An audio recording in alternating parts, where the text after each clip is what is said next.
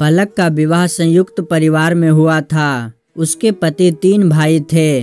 कुछ सालों तक सब ठीक ठाक चलता रहा। पलक के पति और जेठ एक साथ बिजनेस करते थे। देवर की सरकारी नौकरी थी। पलक जिस दिन से अपनी ससुराल आई थी, उसने महसूस किया कि उसके पति की अच्छाई का फायदा पूरा परिवार उठा रहा है। पलक के पति अपने माता पिता और भाइयों से बहुत प्रेम करते थे। पलक को अपने पति से इसलिए शिकायत नहीं थी कि वह अपने परिवार से प्रेम क्यों करते हैं। उसे तो शिकायत इस बात से थी कि उसके पति अपने परिवार पर अंधविश्वास करते थे, जिसका नतीजा यह हुआ कि एक दिन पलक के जेठ ने पूरा बिजनेस अपने नाम कर लिया और पलक के देवर भी अपने बड़े भाई के बताए हुए रास्ते पर चलते थे। इस बात को लेकर पलक ने कई बार अपने पति को सचेत करने की कोशिश की, पर उन्होंने उसकी बात नहीं सुनी। जब सब कुछ बर्बाद हो गया तब उनकी आंख खुली। अब पलक अपने बेटे और पति के साथ अलग मकान में रहने लगी। यही एक मकान उसके पति को अपने परिवार से मिला था।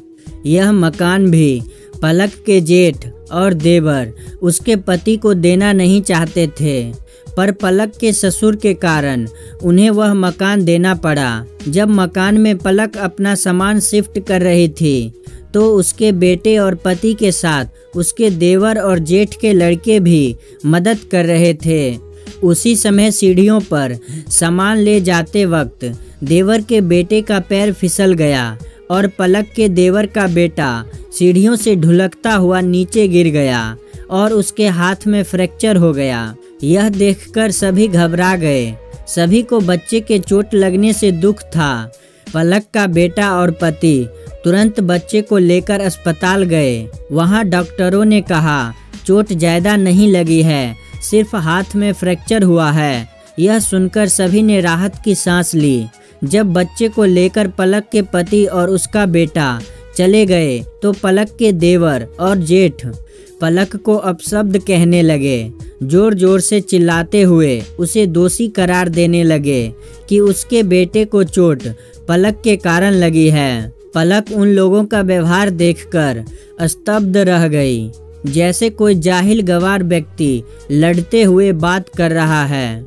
उसके शब्दों से पलक की आत्मा घायल हो गई, क्योंकि उसने तो बच्चे को सीढ़ियों से नीचे ढकेल नहीं दिया था। फिर भी वह दोनों उसे दोषी करार देते हुए अपशब्दों का प्रयोग किए जा रहे थे। पलक समझ रही थी यह गुस्सा बच्चे के गिरने के कारण नहीं था, उसका कारण था वह घर जो पलक के ससुर ने उसके पति को दे दिया था। उनके अपशब्दों को सुनकर पलक ने फैसला किया कि अब वह अपने देवर और जेठ से कोई संबंध नहीं रखेगी।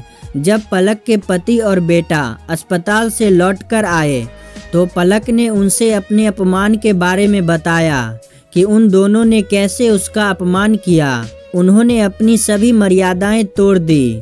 पलक ने गुस्से में अपने पति से कहा, मैं आज के बाद आपके भाई से कोई संबंध नहीं रखूंगी। आपको रहना है तो रहिए। उन्होंने आज मेरा जो अपमान किया है वह मैं आजीवन नहीं भूल सकती।